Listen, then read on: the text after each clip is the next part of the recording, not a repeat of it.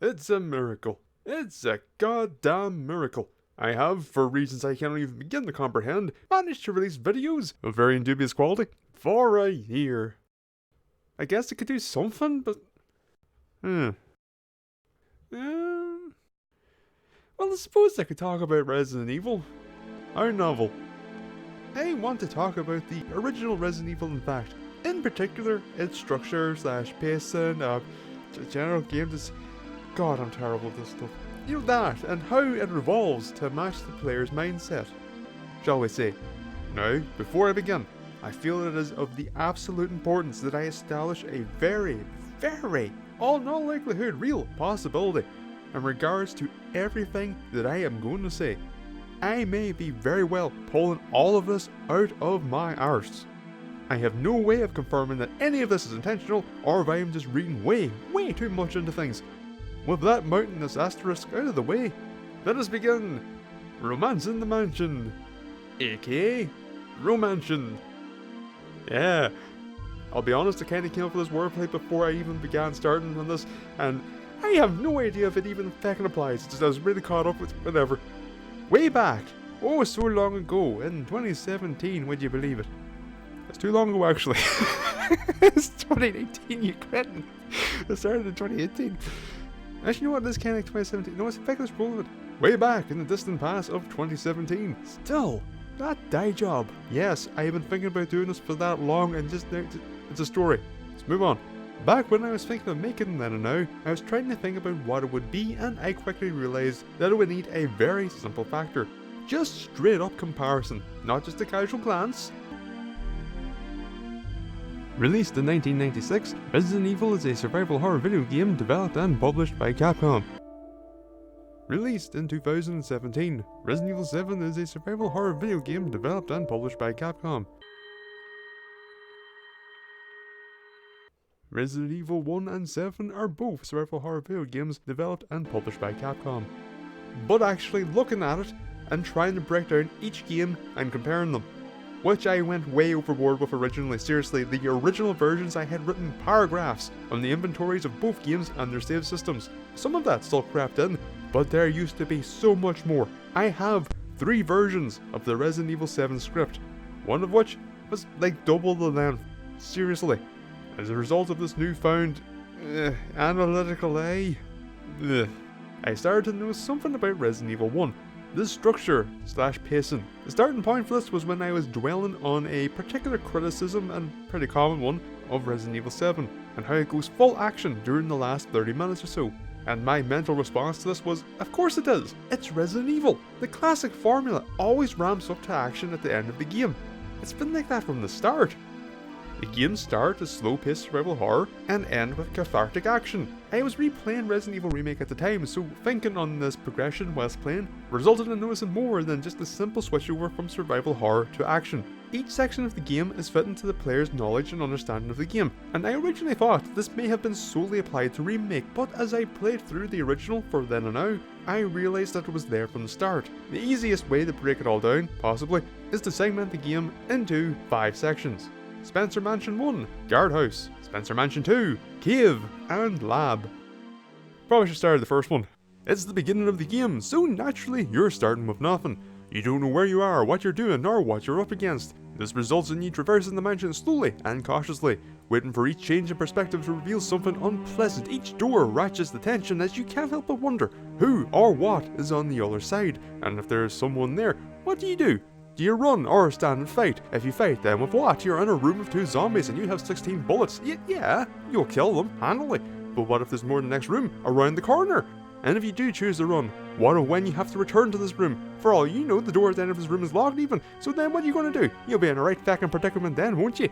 So you continue exploring, fretting each encounter, each spent bullet, each nibble upon your neck, even what you take with you.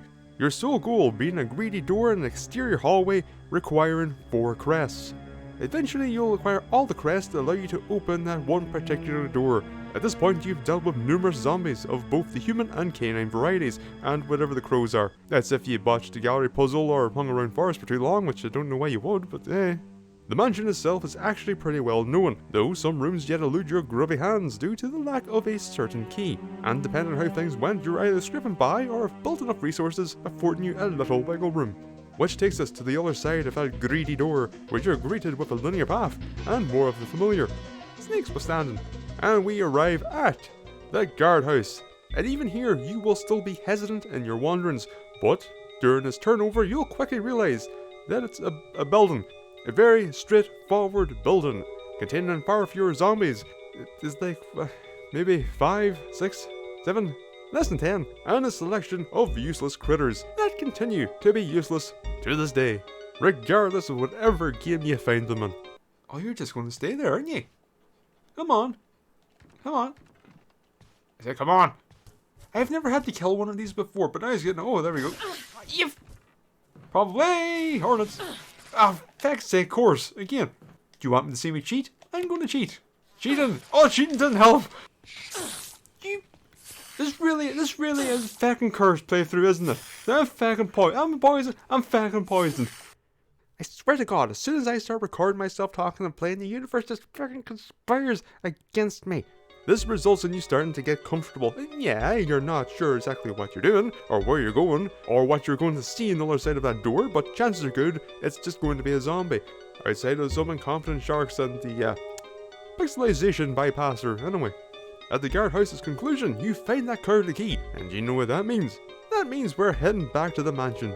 Coming out of the guardhouse, you're going to be pretty confident you know what you're doing, and through the sparseness of the encounters of the guardhouse, you have, in all likelihood, built up a decent stash of healing items and ammo. To top it all off, you're going back to the mansion. You know the mansion, you know its rooms, its corridors, its inhabitants, you know where you are going. You may very well be getting complacent, if not turning into a right wee cocky git. But then... may I introduce to you the middle finger to your confidence. The Hunter. What's that? Oh, you know the mansion, do you? Oh, that's nice, that's wonderful, but so do the Hunters. Would you like to trade notes? What's that? Oh, you have ammo, do you? Well, I hope it's a surplus of shotgun shells, because your feckin' pistol is firing empty threats. What's that? Oh, you have herbs and sprays. Good, because you're getting hit. Because you, my friend, are not a Royal Guard practitioner. And if you find yourself in a state of caution, I advise using them. Otherwise, navigating the mansion will be a rather more tricky affair. Whilst the fear of the unknown and the lack of resources has largely faded, we are now back to exploring the mansion in a continuous unease. Because when it comes down to it, you have no time to worry about the unknown nor resources. The known will be more of a concern. Your goal may be known, the mansion's halls may be known, and whilst your opposition may be known, it is at its most threatening. So now you have to use that knowledge of the mansion to plan your routes effectively, so as to avoid the pointy ends of our agile acquaintances. You'll approach the cave in a similar manner as you did the guardhouse. Once again, walking into unknown ground with familiarity of your opposition. The area itself, once again, very straightforward, and the most straightforward in fact, as it consists of 2 linear paths. One progress, and one a dead end in service of progress. It is very much the guardhouse, but meaner. Because whilst this is the tiniest area of the game, hunters everywhere. And they like to play peekaboo. Spiders, they still suck though. You'll emerge from the cave, hunters dealt with, and make your way towards that lab. Oh, a new area! Get nervous, are we? Yes, well, I'm sure you have a well-stocked armory at your disposal, but oh, what horrors may dwell down there. This is ground zero, presumably. God knows what monstrosities you'll encounter. It's a zombie. Quint? Well, you know how to deal with these, and you will, as this is the moment of catharsis. After what you went through with the hunters, zombies are a joke. They're nothing. So you'll take out your pistol, perhaps your shotgun, if you're feeling particularly gung-ho, and go to town. Yeah, you don't know the lab's layout, but it's full of zombies. Oh no. Now, in saying that, this is the moment. This is where I call this glorification of Resident Evil 1 structure into question. Not quite a pretender to that shoddily constructed throne of mine, more that they may have happened upon this action payoff by accident. In the lab, there is also the introduction of a new enemy type, the Chimera, an enemy that I always forget exists. That when I saw them in the remake, I thought they were new. They are nothing. Even with these new enemies in play, you may still be riding high from the zombie bastion and still have a great deal of ammunition on hand, so you'll probably propel yourself towards the Chimera with zeal. You'll make your way through the remainder of the lab, solve mysteries, see a woollyless monster, fight a woollyless monster, and scarper on a helicopter. And that is Resident Evil 1. Now, you may be wondering why I wanted to make this video. It's not just because the ever-festering need to talk about Resident Evil flared up, it's not because I needed something to fill in the gaps of something else, it's because I feel like people overlook Resident Evil 1. Specifically, the original. People will rave on about Remake 2, the remake of 2, the Nemesis in 3, a note from editing. Oh god, the remake of 3. Oh god, it's coming out in April. Oh god, Nemesis Piano Thief. Maybe this is going to be a change up for the remake. Maybe instead of going around going stars, he's just going to go around playing Twinkle Twinkle Little Star in his teeth. And of course, 4. Be it intentional or pure accident, Resident Evil 1 adapts to the player with each section. It's what keeps the game interesting and prevents you from getting outright complacent, completely draining the game of any tension, which is another reason why I wanted to talk about this. It's key for a horror game to not get predictable if it wants to maintain its atmosphere and tension. A prime example of which is a horror game that I played through for October last year, Devotion. At the start, Devotion is oppressive, its atmosphere smothering.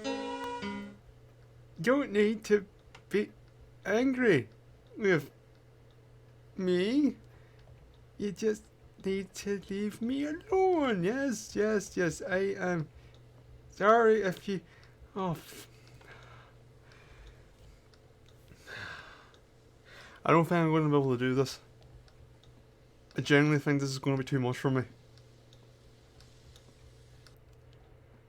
Now you may be saying, well, you know, if you keep looking at your feet, you're not going to see anything, and yeah, that is the fucking point. The reluctance that I showed to play the game was genuine. It got to me, hard, but like I said, at the start. So what happened? It got predictable. A little ways into the game, you happen upon a door that requires 3 items to unlock it. To get them, you must complete 3 abstracted years of the protagonist's life, bouncing back and forth with different items to solve little roadblocks. It was fine and effective at first, but after I got the first one, I realised that this was the game. I walked back and forth, gather bits and bobs, get a story beat, rinse and repeat, the atmosphere draining with each ponderance of, well, what year did I need this for? The location's no longer threatening. They had a scare, they did it, and they'll have no more until I figure out where to put these shoes. I feel the need to say that I think Devotion is great. It's got some fantastic art design and is certainly worth playing. It's just that it put its best foot forward and then stood perfectly still. It would have been incredibly easy for the return to the mansion to be solely repopulated by zombies, in all likelihood at an increased volume, and then leave the hunter introduction for the cave and then make the lab a hunter chimera jamboree. If they did, then you would have a very semi, quite possibly boring retread of the start of the game, only without any of the suspense. Yeah, it's funny. Like, that sounds familiar, but just I can't quite find what it reminds me of.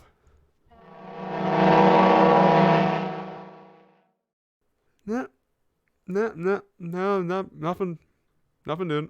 Instead, we get a new ferocious enemy type, aka the Hunter, God King Bastard Supreme, and the zombies were reserved for the previously locked areas of the mansion, which, as an aside, is bloody great as well, cause it makes sense. There are no zombies in the previously explored areas of the mansion, even if you left them alone, because the feckin' hunters would have killed them, and whilst hunters can open doors, they can't pick locks. So those zombies are safe.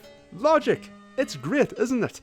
To surmise this rambling endeavour, Resident Evil is great. Resident Evil 1 is great. Respect your elders, if they're like Resident Evil 1 anyway. Great and relatively underappreciated.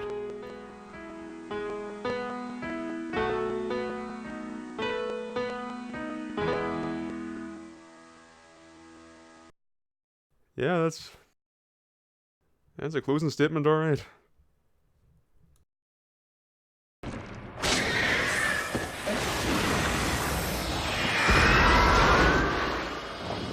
This house is dangerous. There are terrible demons.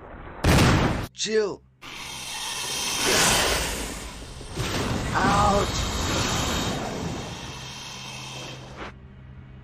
No! Richard! There is serum. Oh no. I should have brought some with me. No problem. I'll go and get it. Thanks.